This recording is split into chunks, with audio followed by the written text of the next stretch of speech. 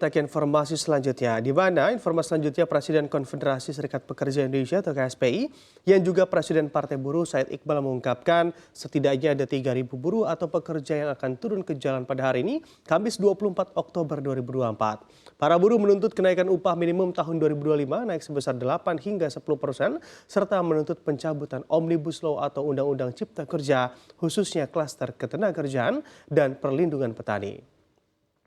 Aksi akan berlangsung di depan Istana Negara Jakarta dimulai pada pukul 10 waktu Indonesia Barat dengan titik kumpul di Patung Kuda Indosat dan Balai Kota DKI Jakarta. Surat pemberitahuan telah disampaikan kepada Polda Metro Jaya dan Mabes Polri. Said Iqbal menyebut ada lebih dari 14 konfederasi dan federasi serikat pekerja yang akan turun melakukan unjuk rasa. Di antaranya KSPI, SPN, dan puluhan federasi serikat pekerja tingkat nasional lainnya.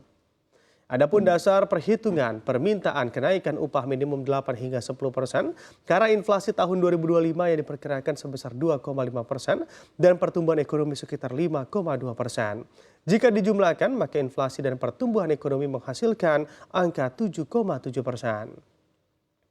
Selain itu, di kawasan industri pada tahun 2024 buruh mengalami nombok atau tambahan biaya hidup bukan kenaikan upah.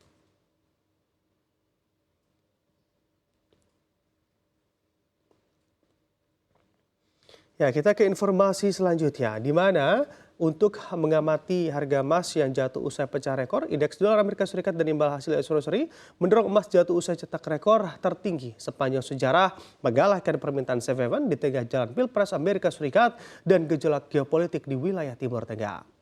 Penguatan dolar Amerika Serikat dan juga imbal hasil US Treasury berdampak negatif ke emas. Pembelian emas dikonversi ke dolar sehingga kenaikan dolar Amerika Serikat membuat emas menjadi makin mahal untuk dibeli sehingga mengurangi pembelian. Emas juga tidak menawarkan imbal hasil sehingga kenaikan imbal hasil US Treasury membuat emas kurang menarik. Pada perdagangan Rabu 23 Oktober, harga emas di pasar spot ditutup terjun 1,12% di level 2.717,54 dolar Amerika Serikat per troy ounce. Sebelum ditutup lebih rendah, harga emas sempat menyentuh level tertinggi sepanjang masa pada perdagangan intraday di level 2.758,37 per troy ounce-nya. Pelemahan ini menegaskan pergerakan emas yang sangat volatile dalam 4 hari terakhir. Harga emas menguat 1,03% pada 18 Oktober atau Jumat pekan lalu, kemudian jatuh 0,02% pada Senin pekan ini. Melesat 1,06% pada Selasa pekan ini, tetapi jatuh lagi 1,12% pada Rabu kemarin.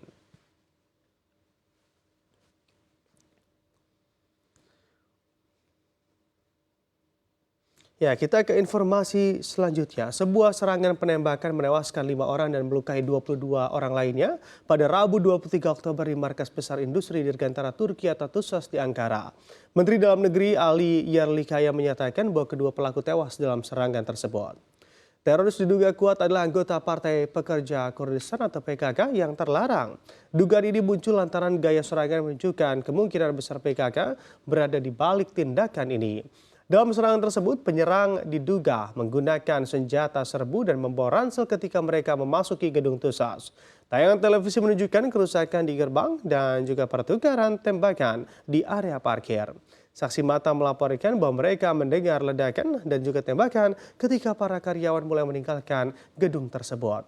Proses evakuasi karyawan di komplek TUSAS kemudian dimulai dengan bus-bus diizinkan meninggalkan lokasi setelah operasi berakhir.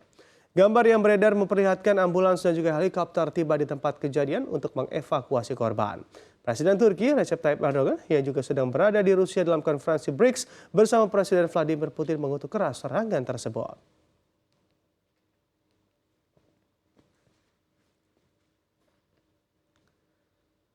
Ya, Israel telah meningkatkan operasi militernya di Lebanon dan juga Gaza dalam beberapa pekan terakhir, menewaskan sejumlah pemimpin militan Hezbollah dan juga Hamas.